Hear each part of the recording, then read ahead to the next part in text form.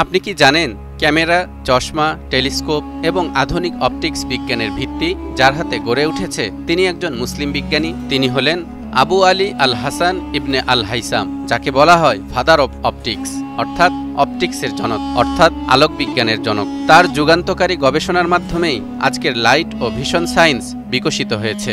দর্শক, আজকের ভিডিওতে আমরা জানব ইবনে হাইসামের জীবন, তার অবদান এবং কিভাবে তার গবেষণা আধুনিক বিজ্ঞানকে প্রভাবিত করেছে। ইবনে হাইসাম জন্মগ্রহণ করেন ৯৬৫ খ্রিস্টাব্দে বর্তমান ইরাকের বসরা শহরে। তিনি একাধারে গণিত, পদার্থ ও জ্যোতিষশাস্ত্রে দক্ষ ছিলেন। তার প্রতিভা দেখে মিশরের ফাতেমীয় খলিফা আল হাকিম তাকে মিশরে আমন্ত্রণ জানান।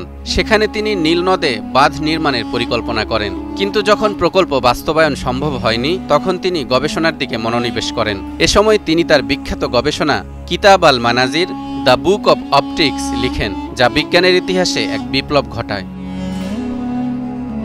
তার আগের বিজ্ঞানীরা মনে করতেন চোখ থেকে আলোর রশ্মি বের হয়ে কোনো বস্তুর উপর পড়লে তখন আমরা দেখতে পাই, কিন্তু ইবনে হাইসামই প্রথম ব্যক্তি যিনি সর্বপ্রথম দর্শন অনুভূতির সঠিক ব্যাখ্যা দেন। তিনি প্রমাণ করেন আমরা দেখি কারণ আলো বস্তুর গায়ে প্রতিফলিত হয়ে আমাদের চোখে প্রবেশ করে। তার এই লাইট রিফ্লেকশন এবং রিফ্রাকশন বা আলোর প্রতিসরণ ও প্রতিফলন তত্ত্বই আধুনিক অপটিক্সের মূল ভিত্তি গড়ে দেয়।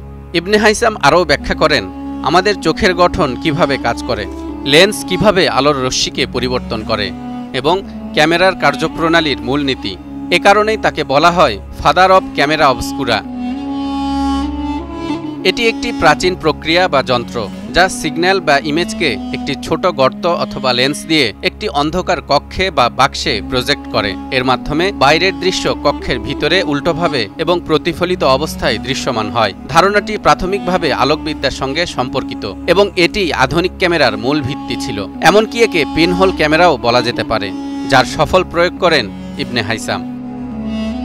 ইবনে হাইসাম শুধু অপটিক্সেই নয়, বিজ্ঞান গবেষণা পদ্ধতির বিকাশেও বিশাল অবদান রেখেছেন। তিনি প্রথম ব্যক্তি যিনি এক্সপেরিমেন্টেশন বা বৈজ্ঞানিক পরীক্ষা নিরীক্ষার মাধ্যমে তত্ত্ব যাচাই করার ধারণা দেন। তার কাজের মাধ্যমেই স্যার আইজাক নিউটন ও গ্যালিলিওর মতো বিজ্ঞানীরা পরবর্তীতে উন্নত গবেষণা চালাতে সক্ষম হন। ইবনে হাইসামের গবেষণার ফলাফল আজকের বিজ্ঞানে কতভাবে ব্যবহৃত হচ্ছে তা কল্পনাও করা কঠিন। যেমন ক্যামেরার লেন্স, তার গবেষণা থেকেই আধুনিক ক্যামেরার জন্ম। টেলিস্কোপ ও মাইক্রোস্কোপ, আলোর প্রতিসরণের তত্ত্ব টেলিস্কোপ ও মাইক্রোস্কোপে আবিষ্কারের পথ তৈরি করেছে। চশমা ও লেজার টেকনোলজি, তার গবেষণা আজকের চশমা ও লেজার প্রযুক্তির ভিত্তি। তার লিখিত বইগুলো পরবর্তীতে ল্যাটিন ভাষায় অনুদিত হয় এবং ইউরোপের রেনেসার সময় বিজ্ঞানীদের জন্য অত্যন্ত গুরুত্বপূর্ণ হয়ে ওঠে।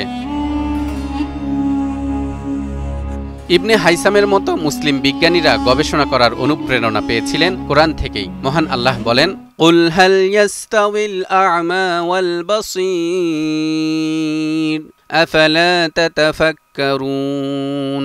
হে নবী, আপনি বলে দিন অন্ধ ও চক্ষুমান কি সমান হতে পারে? তবুও কি তোমরা গভীরভাবে চিন্তাভাবনা করবে না? ইবনে হাইসাম তার কাজের মাধ্যমে ইসলামের এই গবেষণার চেতনা বাস্তবে প্রয়োগ করেছেন। ইবনে হাইসাম ছিলেন এমন এক বিজ্ঞানী যিনি শুধু তত্ত্ব দেননি, বরং নিজের গবেষণার মাধ্যমে বিজ্ঞানের নতুন পথ খুলে দিয়েছেন। তালহা ইবনে রেজা, নিউজ 24।